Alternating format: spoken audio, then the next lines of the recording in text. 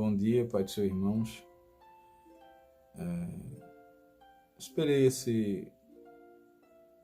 o desfecho de toda essa última polêmica aí da questão do pastor Daniel Nunes passar, para vir aqui e falar alguns pensamentos que me vieram durante todo esse processo em que houve essa repercussão, né, negativa dessa fala um tanto quanto desastrosa, vamos dizer assim. Graças a Deus que o pastor veio a público e pediu perdão, isso é nobre, mas fica algumas lições sobre tudo isso que aconteceu. E eu gostaria de compartilhar esses pensamentos com vocês. Não sei se alguns vão concordar ou que vão discordar, isso é natural, quem concorda, quem discorda, mas eu senti a necessidade de repartir isso com alguém, com vocês, porque como uma pessoa que nasceu e se criou na Assembleia de Deus, eu me sinto assim, eu me identifico muito com tudo isso que ocorreu, entendeu? A primeira coisa que eu gostaria de dizer para os irmãos e para os amigos que vão ver esse vídeo, é que toda unanimidade, todo monopólio, toda hegemonia, um dia vai ser quebrado. Um dia vai virar apenas história ou vai virar lenda, porque o tempo ele se encarrega de tudo. Por que eu estou dizendo isso? A Assembleia de Deus Missão, do pastor José Wellington, né, do Ministério do Belenzinho em São Paulo, que é a conhecida Assembleia de Deus Raiz, nos anos 60, 70 e até mesmo nos anos 80, quando ela alcançou o sertão do Nordeste, ali estabeleceu-se uma hegemonia, uma supremacia da Assembleia de Deus. Você chegava numa cidade do interior nos anos 90, né, nos anos 80, nos anos 90, e você encontrava duas igrejas, basicamente. A igreja matriz, que era a igreja católica, né, que toda cidade do interior tem, e encontrava do lado protestante a Assembleia de Deus, o Templo Azul, né? Ou seja, era a hegemonia das cidades do interior do Nordeste. A igreja matriz e, do lado protestante, a Assembleia de Deus. Dificilmente você encontraria uma igreja tradicional implantada. E no segmento pentecostal não tinha para ninguém. A Assembleia de Deus Missão, ela reinava absolutamente. Mas há alguns poucos anos, acho que 5, 6 anos para cá, o interior do Nordeste vem sendo invadido, no bom sentido da palavra, invadido, por outras duas denominações que saíram da Assembleia de Deus, né? Que é a ADVEC, do pastor Silas Malafaia, que foi fundada acho que em 2009, 2010, por aí assim, e a Assembleia de Deus Madureira, que eu chamo de Madureira repaginada, né? Versão 2.0, que é a DEBRAS do pastor Samuel Ferreira. Então, essas duas denominações assembleianas, né, com viés pentecostal, porque saíram de dentro da Assembleia de Deus, têm, vamos dizer assim, disputado o espaço nas cidades do interior do Nordeste. E aí você vê a motivação e o porquê dessa fala tão, vamos dizer assim, rancorosa, raivosa, né? Essa fala desastrada. E você consegue entender por que toda essa raiva acumulada. Porque muita gente da Assembleia Raiz, né, foi captada também por estas igrejas, né? Pela ADVEC e pela ADEBRAS. Inclusive pessoas que eram influentes nas suas congregações locais.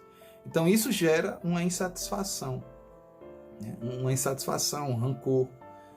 Isso não é um sentimento somente deste pastor que falou, entendeu? Isso é um sentimento da velha guarda assembleana do Nordeste, que, claro, são pessoas que têm mais essa resistência à mudança, né? Que estão vendo que agora eles não estão mais sozinhos, eles têm que disputar o espaço com mais outras duas grandes denominações e que vieram para ficar. Essa é a verdade, né? Ou seja, temos concorrência, né? As pessoas não gostam quando a gente fala, tem muita gente até que é muito sensível, né, quando a gente se dirige nesse modo, mas igreja no Brasil, né, não é mais como antigamente, que antigamente igreja era sofrimento, o pastor sofria, né, muito, né, passava fome, andava, né, mas graças a Deus as coisas melhoraram, e igreja hoje, se você se sente ofendido, me perdoe, mas igreja hoje é um grande negócio no Brasil. Então, a ADVEC e a ADEBRAS vieram para fazer frente, né? Vamos dizer assim, né?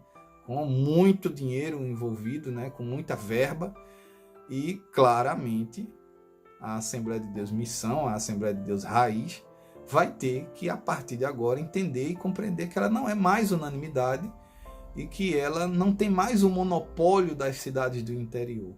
Então, por isso, toda essa insatisfação e toda essa fala desastrada que demonstra um sentimento, né, guardado, um sentimento arraigado no coração daqueles que fazem parte da velha guarda e que detêm poder, que são geralmente os presidentes, né, ou mesas diretoras de convenções da Assembleia de Deus no Nordeste. A segunda coisa que eu gostaria de repartir para vocês é sobre a questão da repercussão do caso, né? Chegamos à conclusão de que não cabe mais esse tipo de discurso discriminatório, nem esse desprezo por outras pessoas de outras denominações, né? Por causa que não se submetem a determinada bolha religiosa com suas tradições ou seus costumes, né? Travestidos, né, daquilo que se chama de sã doutrina. Né? Sã doutrina. Não cabe mais esse discurso discriminatório ou rancoroso, ou seja, não faz parte ou não quer mais fazer parte, não quer mais submeter-se à doutrina da igreja ou aquilo que chama de sã doutrina, então vira traste, vira lixo, vira basculho, vira qualquer coisa semelhante, ou seja, não tem mais valor de nada. Não cabe mais esse discurso, entendeu? Eu me lembro, repito, nasci e me criei na Assembleia de Deus, e me lembro perfeitamente quando eu era criança, que os irmãos da Batista, eles eram muito discriminados por nós assembleanos. A maioria dos assembleanos não saudavam os irmãos da Batista com a paz do Senhor, porque não os consideravam crente. Essa é a verdade. Quem se lembra disso aí vai perfeitamente confirmar o que eu estou dizendo. Cansei de ver nos cultos os dirigentes fazerem convite para os irmãos da Igreja Batista aceitarem Jesus. E quando esses, né, diziam que já eram crentes, alguns de maneira, né, de forma ignorante, né, dizia, mas é porque crente não se veste dessa forma, crente não anda dessa forma, e ali a gente via um constrangimento, né, um claro constrangimento, porque aqueles irmãos não eram tidos como crentes em Jesus. Se um assembleano fosse, né, cantar ou pregar numa igreja dessa, Deus, aí misericórdia, aí ele provavelmente era disciplinado, né, e quem sabe, né, dependendo da situação, até excluído, né, até excluído. Já houve casos até de pastores assembleanos, né, eu digo isso porque vivi essa época, que foram excluídos por questões denominacionais. Então, assim, esse discurso não cabe mais. por mais que tenham pessoas que se sintam ofendidas, os mais sensíveis, ou os mais, vamos dizer assim, aqueles que são mais devotos da sua denominação, mas a repercussão foi positiva, porque mostra que esse discurso de desprezo por outras pessoas porque não comungam das suas ideias não pode fazer parte mais do meio evangélico ou do meio cristão, principalmente de quem professa o cristianismo e quem tem Jesus como seu Salvador e Senhor. Não cabe esse tipo de comportamento, né? A repercussão foi tão grande que chegou até no canal do Diego Rox. Quer dizer, então demonstra que a partir de agora é preciso uma outra forma, né, de expressão. Não cabe mais esse tipo de desprezo. E a terceira coisa, e aqui eu gostaria de concluir o meu pensamento, é que definitivamente nós temos que entender e compreender que santificação não tem nada a ver com tradição religiosa. Santificação na Bíblia não tem nada a ver com tradição religiosa, com tradição denominacional. Se você quer guardar sua tradição, seus costumes, ok, é bonito, é maravilhoso, tem um valor histórico, tem uma memória afetiva, pode ter um valor individual para você, porque você faz da sua vida o que você quiser, então você crê no que você quiser, você veste como você quer, entendeu? Mas baseado na Bíblia, ou chamar isso de doutrina ou sã doutrina, carece de base bíblica para isso. Qualquer pessoa que lê o Evangelho sem o viés denominacional, sem o olhar da sua bolha religiosa, vai perceber que santificação na Bíblia não tem nada a ver com tradição de veste, com padronização de roupa, de que o homem tem que vestir apenas calça 24 horas do seu dia e a mulher vestido ou saia comprida. Não tem nada a ver com isso. Claro que você sabe que se você é um salvo em Jesus, você tem que ter equilíbrio. Você não vai andar por aí mostrando suas vergonhas, né? Mas também não cabe essa questão da imposição da padronização, né? E se não seguir isso, então é traste, é lixo, está me dando trabalho, não sei o quê. Isso não existe. Ou vamos desprezar as outras igrejas porque não seguem a mesma coisa, então são menos igreja do que nós, ou nós somos os mais certos. Esse tipo de coisa não é biblicamente, não tem respaldo. Não tem respaldo bíblico, né? E a santificação na Bíblia, se você lê apenas preocupado em entender o texto, sem a questão do pensamento preconcebido, porque boa parte de nós, quando vamos ler a Bíblia, né? Estou falando da Bíblia, mas em qualquer livro que você vai ler, mas no caso da Bíblia, geralmente você vai com um pensamento preconcebido, né? Você já vai com o pensamento de algo que você já ouviu na igreja, alguma crença que você já tem. Então, a interpretação daquilo se torna, muitas das vezes, de aquele texto, se torna uma interpretação viciada, porque você já foi com aquele pensamento na cabeça, que é assim. Então vai ser assim, entendeu? Mas quando você lê o Evangelho como uma criança que está querendo aprender, que está com uma folha de papel ofício em branco, então você vai caminhar em direção à interpretação real do texto. O que o texto quer dizer. A santificação na Bíblia não quer dizer, não aponta nesse sentido exterior, mas sim, primeiro, na essência do ser. Jesus disse aos seus discípulos: vocês não serão conhecidos pelo mundo como meus discípulos, não é pelo comprimento ou pela forma da roupa que vocês se vestem, ou por deixar de ir numa praia, ou por deixar de fazer uma determinada coisa. Não.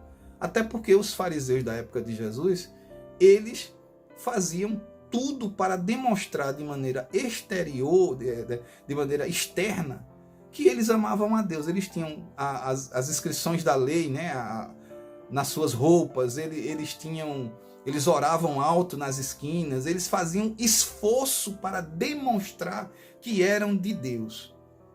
Geralmente, quem demonstra esforço para mostrar que é de Deus, é porque de Deus não é. Né? E Jesus disse muito bem. Jesus chamou-os de sepulcro caiado. E mandou que se guardasse do fermento dos fariseus. Quando os fariseus claramente desprezavam os discípulos porque eles não se lavavam antes das refeições, assim como qualquer judeu religioso fazia. Né? Jesus disse, guardai-vos do fermento dos fariseus, que invalidam os mandamentos de Deus em prol da guarda e da observância das suas tradições religiosas. Ou seja, a tradição não é a Bíblia o importante. O importante é a tradição. E a Bíblia tem que concordar com ela. Entendeu como é? Ou seja, não era mais importante a lei. A lei não era mais importante. O importante era os costumes religiosos. Esses sim tinham força de dogma, de doutrina, de regra de fé. E a lei tinha que concordar com eles. Por isso que Jesus disse, vocês invalidam a lei para poder esta caber no mundinho de vocês, que é o mundo religioso, que é o mundo denominacional.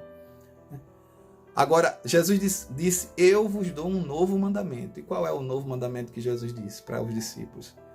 O mundo saberá que vocês são meus discípulos quando vocês se amarem uns aos outros. A primeira virtude do fruto do Espírito não é o comprimento da roupa. A primeira virtude do fruto do Espírito é o amor.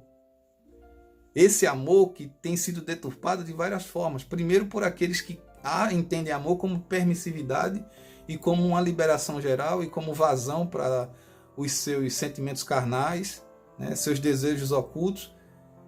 E também por aqueles que acham que o amor, né, produzido pela virtude do fruto do Espírito, não é suficiente, tem que criar regras e leis em nome de um zelo doutrinário. Né? Então é o chamado ascetismo. O cara tem que se privar, né, de acordo com aquilo que o seu pastor diz, ou que a sua denominação diz, para poder ele ser santo diante de Deus. Então o amor nem é uma coisa e nem é outra. O amor é a essência de Deus em nós. É a base da lei, é a base da graça, é a base de tudo. Acho que é o escritor João que diz assim, que quem despreza o seu irmão, quem não ama o seu irmão, quem odeia o seu irmão, não conhece a Deus. Porque Deus, a essência de Deus, o que Deus é amor. Então, se não houver a essência de Deus em você, você pode colocar a regra que você colocar na sua igreja. Não vai adiantar. Você pode seguir a regra que você seguir. Não vai adiantar. Você vai ser só um adestrado. Porque você não é aquilo. Dentro de você não é. Entendeu? Por exemplo, antigamente se dizia que não se podia ir à praia. Porque lá tinha gente pelada. Por causa da questão da cobiça. Hoje, para você cobiçar alguém, você precisa ir na praia?